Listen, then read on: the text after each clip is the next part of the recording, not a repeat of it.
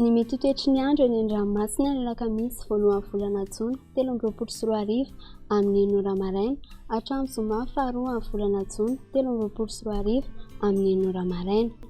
Tsy misy fampilazana fampitandremana fa hitany mintrany isika mpampiasa ranomasina mba hitandrina. Ho amoron-tsiraka Atsinanana, tanjon'ny Boaomby hatrany Tanjonangotsy, anoran'ny Tandrivindraona, ho avy atsimo Atsinanana andrivotra ka ho 7 hatramin'ny 7 km izan'ora, hatratra 5 km izan'ora any avaratra Sambava. Anonjaben'ny ranomasina ahiry indraindray any faritra avaratra. Ny avin'onja dia manodidina ny 1,5 varatra amin'ny 2,4 metatra, mananky hatramin'ny 2,7 any faritra Sambava. Tanjonangotsy hatrany Manoro, anorana malefaka, ho avy atsimona atsimo Atsinanana andrivotra ka ho 9 hatramin'ny 9 km izan'ora, hatratra 20 km izan'ora indraindray. Anonjaben'ny ranomasina ny avin'onja dia 1,4 hatramin'ny 2 metatra.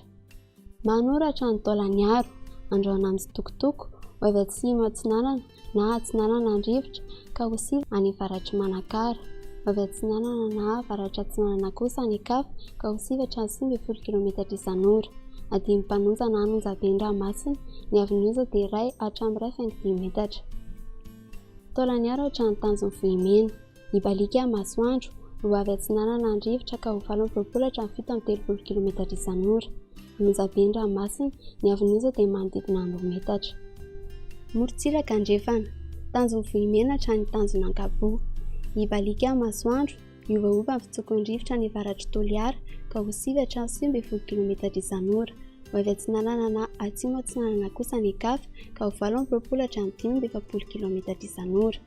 Anonjaben'ny ranomasina ny avin'onja dia 1,7 hatramin'ny 1,4 metatra. Tanjonankapo hatrany Tanjonvilanandro, Ibalika masoandro, ho avy atsimo ny rivotra amin'ny ankapobeny ka ho 9 hatramin'ny 9 km izan'ora. Adimy mpanonja ny ranomasina ny avin'onja dia 8,5 hatramin'ny 2 metatra.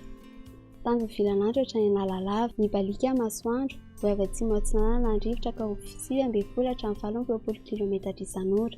Hotonina adimy mpanonja ny ranomasina ny avin'onja dia 8,5 hatramin'ny 2 metatra. Analalava hatrany Tanjomboaomby, misy tandrivindraona vitsy manodidina ny Nosy Be, Omaina kosa ny Kafa, iovaova amin'ny fitsokon'ny-rivotra ka ho 9 hatramin'ny 9 km izan'ora. Ny toetra avy any atsimo Atsinanana rehefa manakaiky ny Tanjomboaomby ka ho 20 hatramin'ny 15 km izan'ora. Hotonina adimy mpanonja ny ranomasina ny avin'onja dia 8,2 hatramin'ny 2 metatra.